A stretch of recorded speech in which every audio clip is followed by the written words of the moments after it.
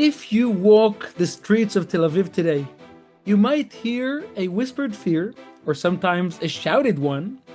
It's the fear that if Israel leans too much into its Jewish roots, if it embraces religious law, it will inevitably turn into a theocracy like Iran.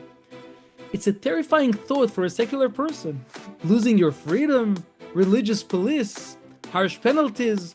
But today, I want to challenge that fear, not with politics, but with facts. Because this fear usually stems from a basic misunderstanding of how Jewish law, Halacha, actually works. Here is the fundamental difference that people miss. The Jewish legal system wasn't designed to catch you. It was designed to protect you. Unlike the perception of strict Islamic regimes, where punishment is swift and often harsh for the sake of control, Judaism operates on a completely different frequency. A very fundamental difference between Judaism and Islam is that all court-imposed punishments by Jewish law only come as a response to a negative, deliberate desire. It is for the sake of positivity, because just as minus minus is plus, so too does a person's bad desire result in positive consequences through negative punishment. However, in fact, there are almost no such people who are as negative.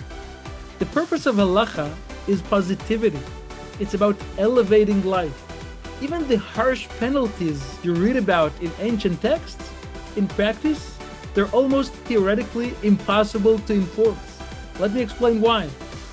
According to Halacha, a court simply cannot punish a sinner unless an incredibly specific set of criteria is met. First, the act must be deliberate. Second, there must be two valid kosher witnesses watching the act. Third, the person must be warned in advance. Think about it.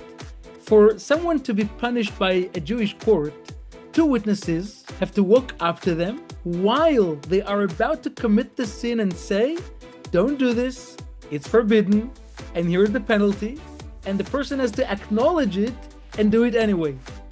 Let's be honest, who acts like that? Only a brazen rebel trying to dismantle the system. The vast majority of secular Israelis, people who drive on Shabbat or eat whatever they want, they're not doing it to rebel against God in front of witnesses. They're just living their lives. This means that in a theoretical state running on Jewish law, the average private citizen has almost nothing to worry about regarding the court system.